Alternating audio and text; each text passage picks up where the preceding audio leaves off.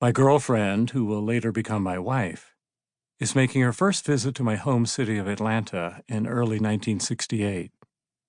The two of us stop by my grandparents' house with my mother, have a snack, and retire to the living room. My grandparents sit in matching recliners across from the upholstered couch where Janet and I are seated. A television plays softly in the background, tuned to the ever-boring Lawrence Welk show. Normally, my 80-year-old grandfather snores through the program, waking just in time to pronounce, "Swellest show I ever saw." Tonight, though, everyone is wide awake, fixing their attention on Janet. Phillips never brought a girl over. This must be serious. Conversation proceeds awkwardly until Janet says, "Tell me something about the Yancey family. I'm so sorry I'll never get to meet Philip's father." Thrilled by her interest, my grandmother rummages in a closet to fetch some photo albums and family scrapbooks. As pages turn, Janet tries to keep straight all the names and faces flashing before her. This ancestor fought for the Confederacy in the Civil War. That distant cousin died of a black widow spider bite. Her father succumbed to the Spanish flu.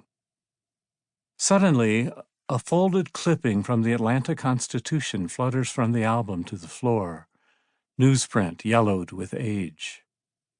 When I lean forward to retrieve it, a photo that I've never seen catches my eye. A man lies on his back in a hospital bed, his body pitifully withered, his head propped up on pillows. Beside him, a smiling woman bends over to feed him with a spoon. Right away, I recognize her as a slimmer, youthful version of my mother. The same prominent nose, the same mass of dark, curly hair, an early trace of the worry lines that now crease her forehead. The photo caption stops me cold. "Polio victim and wife spurn iron lung." I hold the paper closer and block out the buzz of family chit-chat. The printed words seem to enlarge as I read. A 23-year-old Baptist minister who was stricken with polio 2 months ago has left the iron lung in which he was placed at Grady Hospital. Because, as he put it, "I believe the Lord wanted me to." The Reverend Marshall Yancey of 436 Pool Creek Road, Hapeville, said about 5,000 people from Georgia to California were praying for his recovery, and he was confident he would be well before too long. He signed his own release from Grady, against medical advice. Those 3 words, against medical advice, send a chill through my body, as though someone has poured ice water down my spine. Sensing the change, Janet looks at me quizzically, her left eyebrow arched so high that it touches her bangs. I slide the clipping over so that she too can read it. The newspaper reporter quotes a Grady Memorial Hospital doctor who warns that removal from the respirator might do serious harm, followed by a chiropractor who claims the patient is definitely improving and may begin walking in 6 weeks if he continues their course of treatment. Then the article turns to my mother. Mrs. Yancey, the minister's young, blue-eyed wife, explained why her husband left Grady. "We felt like he should be out of that iron lung. Lots of people who believe in faith healing are praying for him.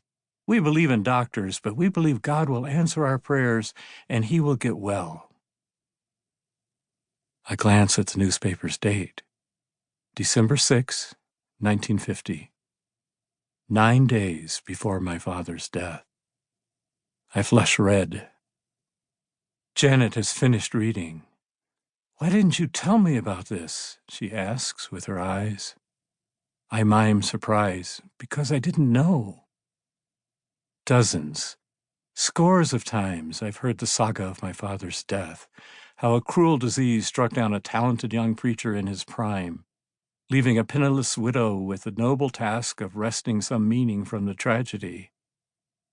My growing up years were dominated, even straitjacketed, by a vow she made, that my brother and I would redeem that tragedy by taking on the mantle of our father's life.